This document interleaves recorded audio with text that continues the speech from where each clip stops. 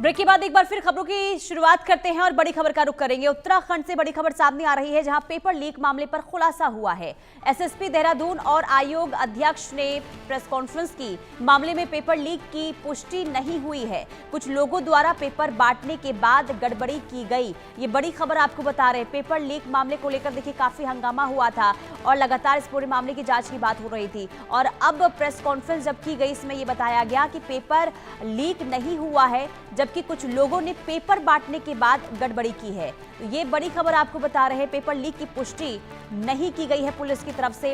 आपको बता दें कि यूके एसएससी पेपर लीक मामले को लेकर प्रेस कॉन्फ्रेंस पुलिस की तरफ से की गई और जानकारी दी गई कि पेपर लीक नहीं हुआ, बल्कि पेपर जब बांटे जा रहे थे उस दौरान गड़बड़ी की गई है। हालांकि अब इसे लेकर भी जांच जारी है कि आखिर गड़बड़ी किनके द्वारा की गई और आखिर इसके पीछे किसका हाथ है। तो यूके एसएससी पेपर लीक मामले पर बड़ा खुलासा। यूके SSSC द्वारा उत्तराखंड में आज यानी कि 21 सितंबर को जो स्नातक स्तरीय परीक्षाएं करवाई गई थी, उसमें पेपर लीक का मामला सामने आया था। बेरोजगार संघ ने इसमें बड़ी घपले की बात इसमें बताई थी। लेकिन अब पुलिस ने, क्योंकि जैसे ही मामला पहुंचा, पुलिस के द्वारा स्पेशल टीम गठित की गई, STF इस पर लगी। तो अभी करीब करीब रात्रि के समय पर आयोग के अध्यक्ष और SSP देहरादून के द्वारा संयुक्त प्रेस वार्ता कर इसकी जानकारी दी, जिसमें बताया गया कि जो मुख्य अभियुक्त परीक्षा देने वहां पहुंचा, खालिद जिसका नाम बताया गया, इसके साथ ही उसकी बहन के द्वारा एक अन्य जो टीचर असिस्टेंट प्रोफेसर टिहरी में रह चुकी हैं और अभी वर्तमान में हैं, तो उनसे क्वेश्चन पेपर सॉल्व करने के लिए कहा गया। हालांकि जब जो असिस्टेंट प्रोफेसर हैं उनको इस बात की जानकारी हुई कि कहीं ना कहीं ये पेपर इस परीक्षा से जुड़ा हुआ हो सकता है और बड़ी गड़बड़ी की उनको आशंका लगी, तो उन्होंने इसके स्क्रीनशॉट सेव करे। और इसके साथ ही पुलिस के द्वारा बताया गया कि इसमें जब उनको आगे शिकायत के लिए बताया गया और बॉबी पवार को बताया गया, तो कहीं ना कहीं बॉबी पवार के द्वारा इस पर उनको रोका गया कि पुलिस से अभी ये शिकायत नहीं की जाए, जिसके बाद पुलिस को काफ़ी समय बाद पता चला। अभी फ़िलहाल पुलिस ने पूछताछ के लिए उस असिस्टेंट प्रोफेसर को अपने पास बुलाया है, पूछताछ जारी है।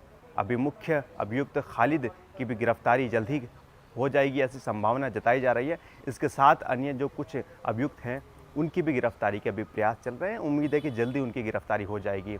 इसके साथ ही एक बड़ा सवाल जो अब शुरू हुआ है, तो वो ये है कि पुलिस के द्वारा और जो अध्यक्ष आयोग के उनके द्वारा कहा गया है पेपर लीक नहीं हुआ है, क्योंकि पेपर ओपन होने के बाद ही ये इसकी कहीं ना कहीं इसकी शेयरिंग की गई है।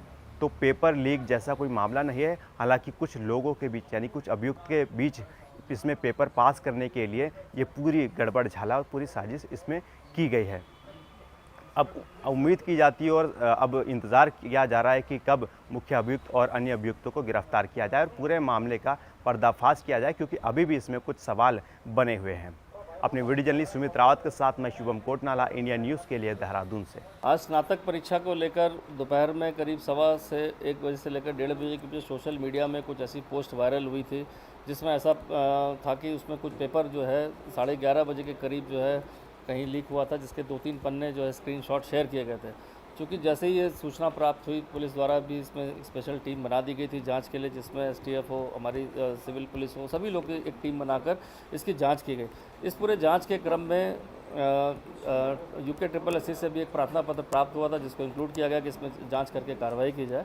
और प्राथमिक रूप से जांच करने के बाद पता चला कि यह एक सुमन नाम की जो लेडी असिस्टेंट प्रोफेसर हैं, इनके पास यह पहुंचा था और ये कहते हुए कि इसमें आप 15-20 क्वेश्चन हैं, और जो कोई खालिद नाम के व्यक्ति जिनसे उनका परिचय था, उनकी बहन के द्वारा किया गया था कि इसमें हमें इसके आंसर जानने हैं। और जब उनको थोड़ा सा शक हुआ तो उन्होंने पूछा भी कि ये क्वेश्चन पेपर कहाँ से आया, चूँकि इसमें कुछ OMR की शीट की भी फ़ोटो दिखाई दे रही है, और उन्होंने इसके स्क्रीनशॉट सेव कर लिए।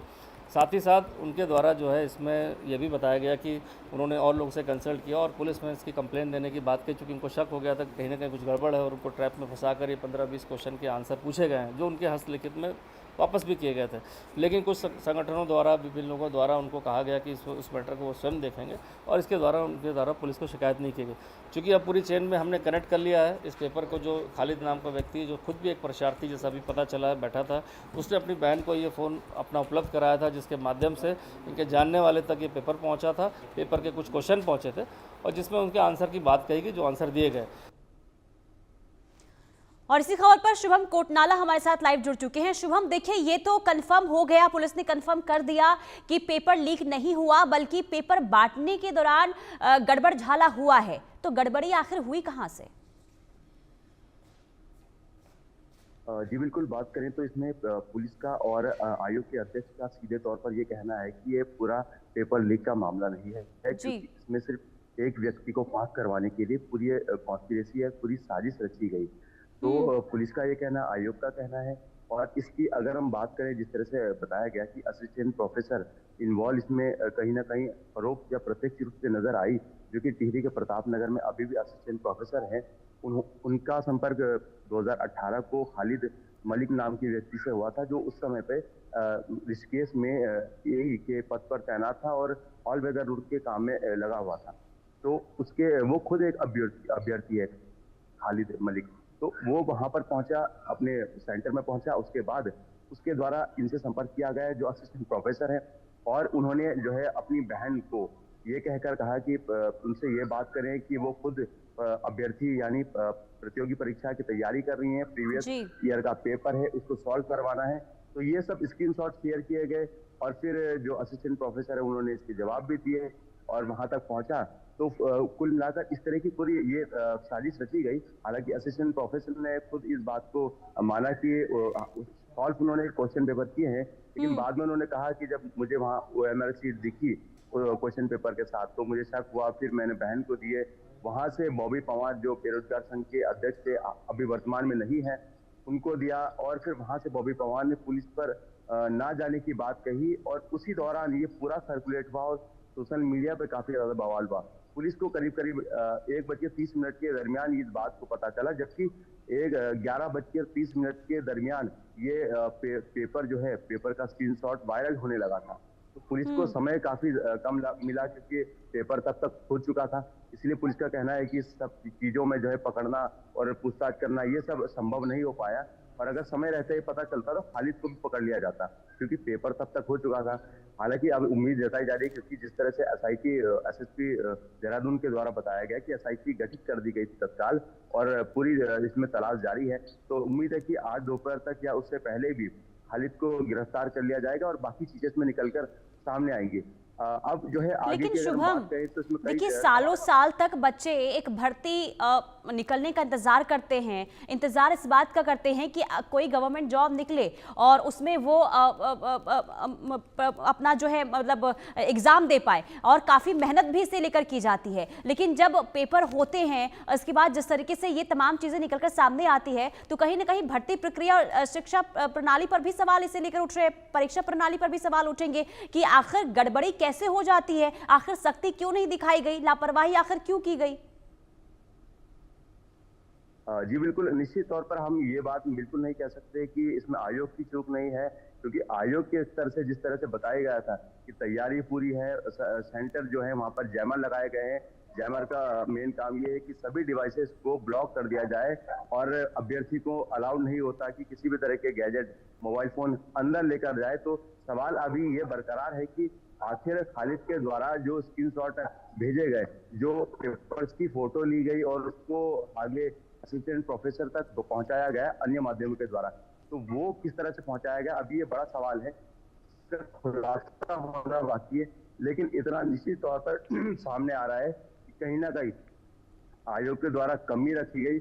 और क्योंकि अभी इसमें आयोग के द्वारा भी ये बताया जा रहा है, पुलिस के द्वारा भी ये बताया जा रहा है कि इसमें जो इन्विजिलेटर है और जो बायोमेट्रिक के लिए जो मशीनें मंगाई जाती है वो भी आउटसोर्स के द्वारा मंगाई जाती है। तो कहीं ना कहीं उनकी संलिप्तता हो सकती है। जो सेंटर के अंदर लोग मौजूद है उनकी संलिप्तता जो है इसमें संदेह के आधार पर देखी जा रही है और निश्चित तौर पर ये आगे आने वाले समय में खुलासा भी होगा। लेकिन एक बड़ी बात ये है कि जब इस तरह की बातें सामने आती है तो निश्चित तौर पर जो अभ्यर्थी सालों साल मेहनत कर रहे हैं, सालों साल परीक्षा की तैयारी कर रहे हैं, पूरी मेहनत के साथ वहां जा रहे हैं, उनका भरोसा टूटता है। और उनका भरोसा टूटता है तो उनको कहीं ना कहीं उनकी उम्मीदें टूटती। बिल्कुल शुभम, अब देखना यही होगा कि क्या इसके बाद किसी तरीके से सबक लिया जाता है, क्या इसके बाद कोई धांधली और भी गवर्नमेंट एग्जाम के दौरान देखने को मिलती है, देखना यही होगा। लेकिन देखना यह भी है कि इस पूरे मामले को लेकर आखिर संलिप्तता किसकी निकलकर सामने आती है। जांच जारी है और निगरानी बनी रहेगी कि आखिर कौन कौन और कितने लोग इसमें संलिप्त थे। बहुत शुक्रिया शुभम तमाम जानकारी के लिए।